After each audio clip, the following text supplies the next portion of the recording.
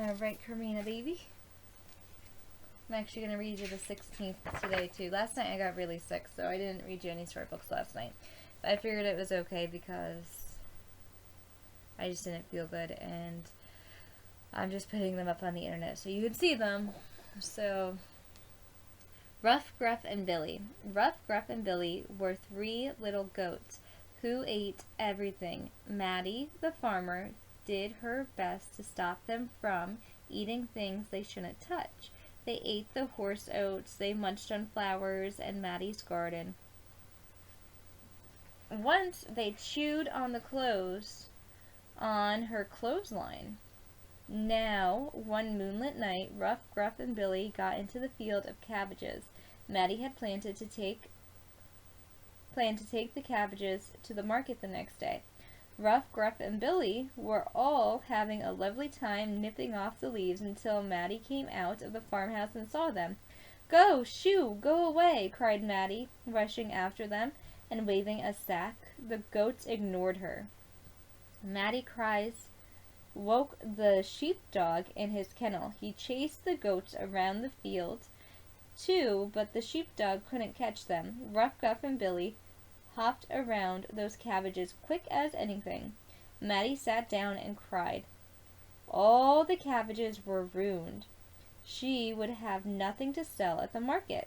"Enough is enough," Maddie said to Ruff, Gruff, and Billy. And then, the first thing in the morning, she marched those goats off to the market and sold them for a very good price. So, Maddie sold her goats. Goats are very hard because they eat everything. They just eat everything and anything. We're talking about getting goats here, but we're not sure. We were supposed to get goats the other week, but they wound up going to a different farm. Alright. So, anyway, the tale of Timmy Tiptoes. Let's read about Timmy Tiptoes and what's going on with Timmy. Once upon a time, there was a little fat, comfortable gray squirrel called Timmy Tiptoes. He had a nest twitched with leaves in the top of the tall tree, and he had a little squirrel wife called Goody. Timmy Tiptoes sat down enjoying the breeze. He whisked his tail and chuckled. "Little wife Goody, the nuts are ripe. We must lay up a store for winter and spring." Goody Tiptoes was busy pushing moss under the thrat. "That nest is so snug we shall be sound asleep all winter. Then we shall wake up all the thinner when there is nothing to eat in springtime," replied prudent Timothy. When Timmy and Goody Tiptoes came to the nut thicket, they found other squirrels were also there. Timmy took off his jacket and hung it up on a twig. They worked away quickly by themselves. Every day they made several journeys and picked quantities of nuts. They carried them away in bags and stored them in several hollow stumps near the tree where they had built their nest. So squirrels are hunters and gatherers, right? So they're hunting for the nuts, they're gathering them up for winter, and they start this in spring. This is like when we start gathering up wood, like it was still cold out, but that's when we start chopping wood and gathering it up, so this way we have it for the next season. The squirrels do that with their nuts, and we're going to be gathering up our fruits and vegetables. Remember, Mama used to do the gardens, but you were so little. So you do the garden, and then you gather up the garden, and you can the garden, and then you have it for the winter, because in the winter it's cold, and there's not enough fruits and vegetables out, and then if you don't have them, you need to get them from the store, and that's too expensive. So we grow them. So when these stumps were full, they began to empty the bags into the hole high in the tree. They had belonged to the woodpecker. The nuts rattled down, down, down inside. "How shall we ever get them out again?" "It is a little money box," said Goody. "I shall be much thinner before springtime, my love," said Timothy Tiptoes, peeking into the hole. They did collect quantities because they did not lose them. Squirrels who bury their nuts in the ground lose more than half because they cannot remember the place. The most forgetful squirrel in the wood was called Silvertail. He began to dig, and he could not remember, and then he dug again and found some nuts that did not belong to him. And there was a fight, and other squirrels began to dig, and the whole wood was in commotion. Unfortunately, just at this time, a flock of little birds flew by, from bush to bush, searching for green caterpillars and spiders. There were several sorts of little birds tweeting different songs. The first song was, "Who's been dipping up my nuts? Who's been digging up my nuts?" And another song began, "Little bitty bird and no cheese. Little bitty bird and no cheese." The squirrels followed and listened. The first little bird flew onto the bush where Timmy and Goody Tiptoes were quickly tying up their bags in. It sang, "Who's been digging up my nuts? Who's been digging up my nuts?" Timmy Tiptoe went on with his work without replying. Indeed, the little bird did not expect an answer. It was only singing its natural song, and it meant nothing at all. Alright, so there they are. They're putting their nuts into the tree. They're going around looking for more nuts, and then they're looking for more nuts, and then they're putting them in the sack to bring them back to the tree.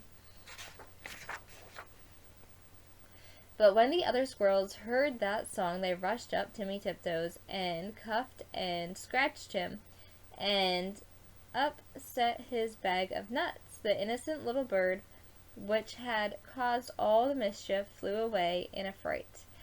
Timmy rolled over, and then turned tail and fled towards his nest, followed by a crowd of squirrels,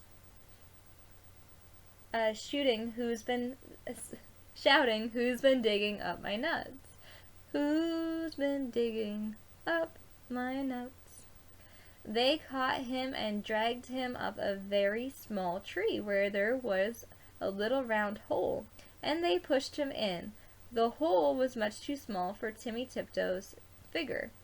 They squeezed him dreadfully. It was a wonder they did not break his ribs. "We will leave him here till he confesses," said Silvertail Squirrel, and he shouted into the hole, "Who's been digging up my nuts?" Timmy Tiptoe made no reply. He had trembled down the inside of the tree upon half a peak of nuts belonging to himself. He lay quite stunned and still. Goody Tiptoes picked up the nut bag and went home. She made a cup of tea for Timmy, but he didn't come. But Goody Tiptoes passed a lovely and unhappy night. Next morning she ventured back to the nut bush to look for him, but other unkind squirrels drove her away. She wandered all over the wood, calling, "Timmy Tiptoe! Timmy Tiptoes! Timmy Tiptoes! Oh, where is Timmy Tiptoes?" She's looking for her husband. These mean little squirrels pushed him down his own tree, so at least he has food. That's the good thing. He has food, and his wife is looking for him. In the meantime, Timmy Tiptoes came to his senses. He found himself tucked up in a little moss bed, very much in the dark, feeling sore. It seems to be underground. Timmy caught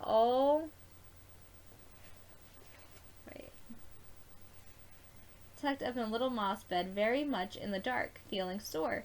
It seemed to be underground. Timmy coughed and groaned because his ribs hurted him.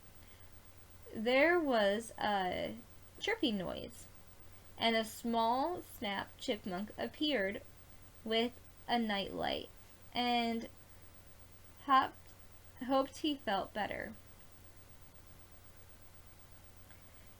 It was most kind of Timmy Tiptoes to lend him a nightcap, and his house was full of poisons.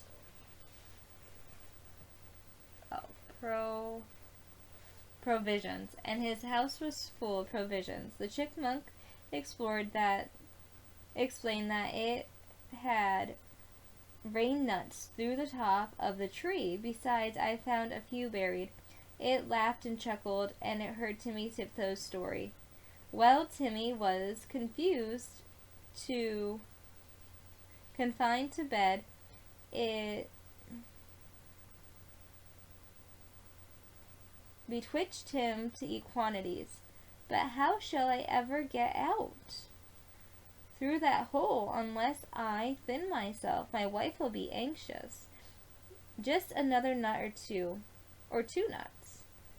Let me crack them for you, said the chipmunk. Timmy Tiptoes grew fatter and fatter. Oh my. He needed to lose some weight to be able to get out of that hole, but he just keeps eating, huh? Now, Goody Tiptoes has set to work again by herself. She did not put any more nuts into the woodpecker's hole, because she had always doubted how they could get them out again. She hid them under a tree root, then rattled down and down and down. Once again, Goody emptied the extra big bag full. There was a decided squeak, and next time Goody brought another bagful, a little striped chipmunk scurried out in a hurry. It is getting peacefully filled up downstairs, and in the sitting room is full, and they are rolling along the passage, and my husband Chirpy Hickey has run away and left me. What is the explanation of these showers of nuts? I am sure, I beg your pardon, I do not know that anyone lived here, said Mrs. Goody Tiptoes. But where is Chirpy Hickey, my husband? Tommy Tiptoes has run away too. I know where Chippy is, a little bird told me. And Mrs. Chippy Hickey. Alright, so they think that their husbands have run away. Now, husbands might run away sometimes. They go to their friends' houses. They don't come back, right? But, or they just leave. They just leave when you're sleeping, and then you wake up and they're gone. You don't know where they are. But husbands don't ever run away forever, usually. I mean, sometimes they kick you out of their house forever, but, you know, they don't usually run away forever. So the wives are like, I can't find my husband ran away. And now they met each other, so the chipmunk and the squirrel, like, where are our husbands? Like, what happened? Let's find out what they think happened to their husbands that they think ran away. They didn't run away, they got stuck in the tree. One got pushed in the tree, and the other one just got stuck up there, I guess. Or else is just keeping his new friend company, trying to feed him nuts. But, yeah, let's see what happens. This is an interesting story. Alright, so she led the way to the woodpecker's tree, and they listened at the hole. Down below there was a noise of nut cracking, and a fat squirrel's voice and a thin squirrel voice were singing together. My little old man and I fell out. How shall we bring this matter about? Bring it about, and will, as well as you can, and get you gone, you little old man. You could squeeze in through that little round hole, said Goody Tiptoes. Yes, I could, said the chipmunk, but my husband Chippy Hickey bites. Oh no, her husband bites. He's a biter. Some men are biters. She has a biting husband. Down below there was a noise of cracking nuts and nibbling, and then the fat squirrel's voice and the thin squirrel's voice singing. For the diddle-dum day, day diddle-dum dee, day diddle-dum day. Then Goody peeped into the hole and called down, "Timmy Tiptoes! Oh, fee! Timmy Tiptoes!" And Timmy replied, "Is that you, Goody Tiptoes? Why, certainly." He came up and kissed Goody through the hole, but he was so fat that he could not get out. Chippy Hippy was not too fat, but he did not want to come. He stayed down below and chuckled. And so it was in for a fortnight, till a big wind blew off the top of the tree and opened up the hole and let the rain and let in the rain. Then Timmy Tiptoes came out and went home with an umbrella. Alright, so I don't know why the chipmunk didn't want to come out to his wife, but the squirrel was just too fat to get out of the tree. Maybe he wanted to spend some time with his friend. Who knows? We'll find out. But Chippy Hickey continued to camp up for another week, although it was uncomfortable.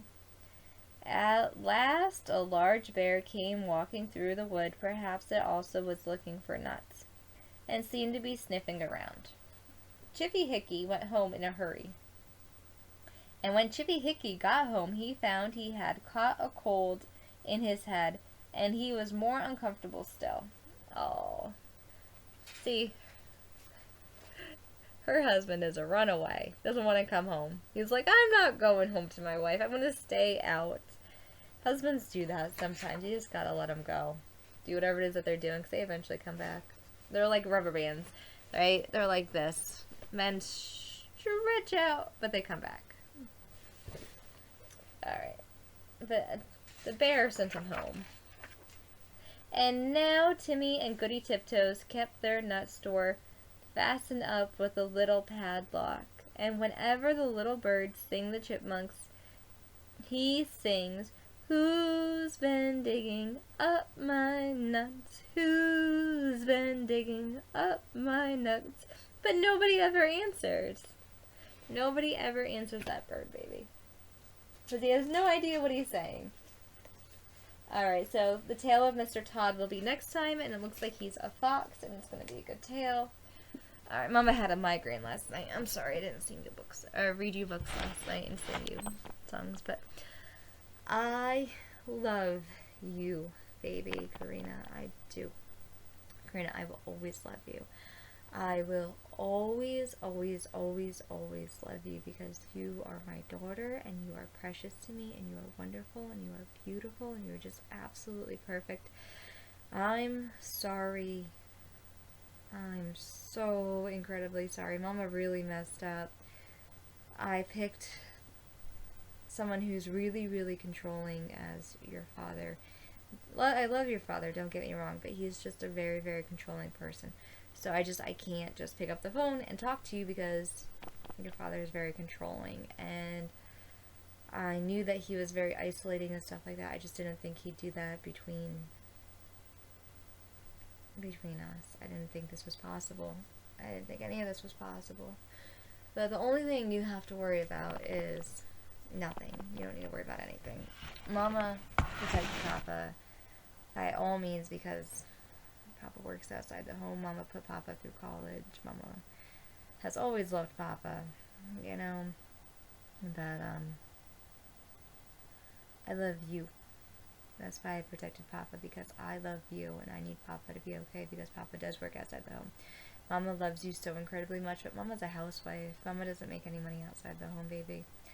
I just don't work. I don't work outside the home. I don't do that. I'm a woman. I like to care for children, and like today, I worked in the garden, and I made pizza dough, and I cut up stuff for dinner.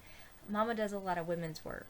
Women's work doesn't get paid for. Like, it's a very, very valuable thing. It's the most valuable thing you could do in your entire life is, you know, within the four walls in which you're contained. You work inside the four walls in which you have.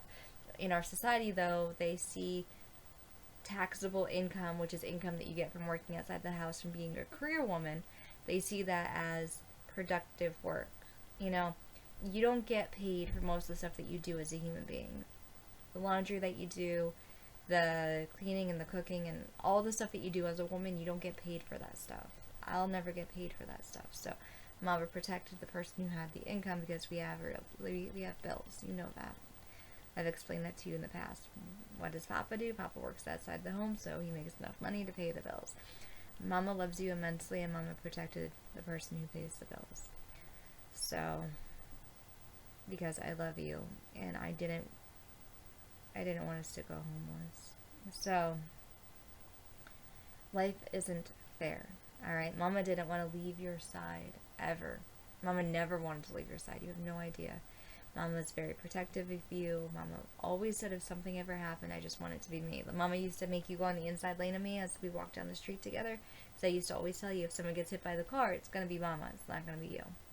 Well, this was kind of like Mama getting hit by the car. I kind of got hit with a Mack truck, right? I got taken out. But Mama's still alive. Mama's still here. And Mama still loves you. Mama will always love you. And Mama only said what she said to protect you. That's it. I didn't do anything. I just agreed. Housewives have to tend to just agree because we don't work outside the home. So we put up with other things. I made it so that you can be anything you want to be.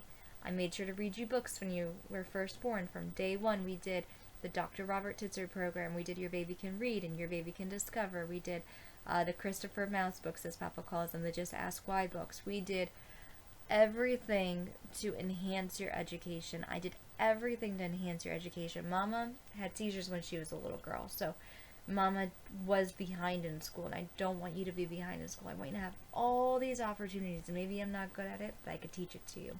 So I wanted you to be able to be anything you wanted to be. And right now you keep saying you want to be a doctor. If you want to be a doctor, that's amazing. I want you to be that doctor. So my girlfriend Sally got you a doctor's kit, actually, which is perfect because it's what you want to be, and I can't wait to get you back.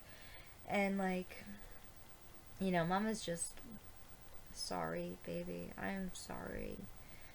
Mama knew certain things, and I just ignored it. Because I love your Papa to death. I really do. I always will. No matter what, baby, Mama loves you, though. Okay? That's what you have to worry about. Mama loves you, and Mama misses you, and I can't wait to see you. Papa always used to say that Mama was the sun, Papa's my moon, and you're our rainbow baby. You're amazing and brilliant, and you could be anything you want to be, whether that's a housewife, whether that's a doctor, whether that's a nurse. You can be anything you want to be, whether that's an artist or a photographer, anything. The possibilities are endless. You have an amazing brain that works amazingly well, and you're so much like me in so many ways. You just have that opportunity. You have a beautiful opportunity ahead of you. You have your whole entire life ahead of you. Alright? You're 5 years, 1 month, and 6 days old today. And I miss you, and I love you, and I can't wait to see you. I love you. Hi, baby. I love you.